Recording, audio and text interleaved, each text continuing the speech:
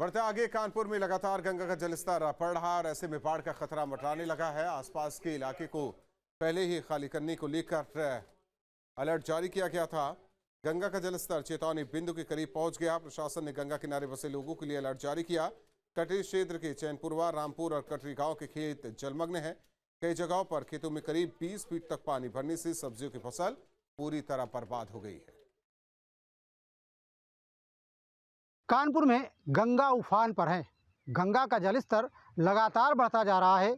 गंगा के बढ़ते हुए जलस्तर की वजह से गंगा किनारे रहने वाले तमाम लोगों में अब डर और बेचैनी पैदा हो गई है। दरअसल गंगा अब चेतावनी बिंदु पर पहुंच गई है और गंगा का जलस्तर लगातार बढ़ रहा है।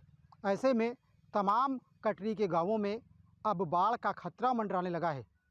कटरी के गांवों में रहने वाले लोग बेचैन हो रहे हैं। दरअसल उनके खेत अब जलमग्न होने लगे हैं, उनकी फसल बर्बाद होने लगी है और अब उनके अंदर उनके घर, उनके गांव को छोड़ करके जाने का डर सताने लगा है। आलम यह है कि गांव में तमाम लोग रात में जाग करके रात काट रहे हैं। कहीं ऐसा ना हो कि अचानक से पानी गांव में उनके घर के अंदर घुस जाए और उनकी गृहस्थी बर्बाद हो जाए। वहीं गंगा की तस्वीरें आपको दिखाएंगे कि किस तरीके से गंगा बैराज के एक तरफ सभी गेट खुले हुए हैं और वहीं गेटों की ऊंचाई बढ़ा दी गई है।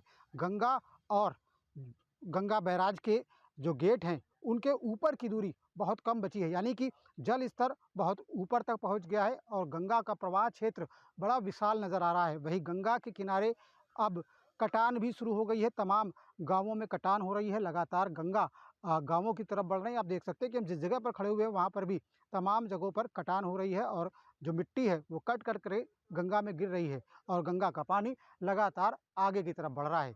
वहीं ग्रामीण दहशत में है क्योंकि कई बार गंगा का पानी उनके गांवों में दाखिल हो चुका है और ऐसे में उन्हें अपने घरों को छोड़ करके गंगा बैराज में रहने को आना पड़ा है।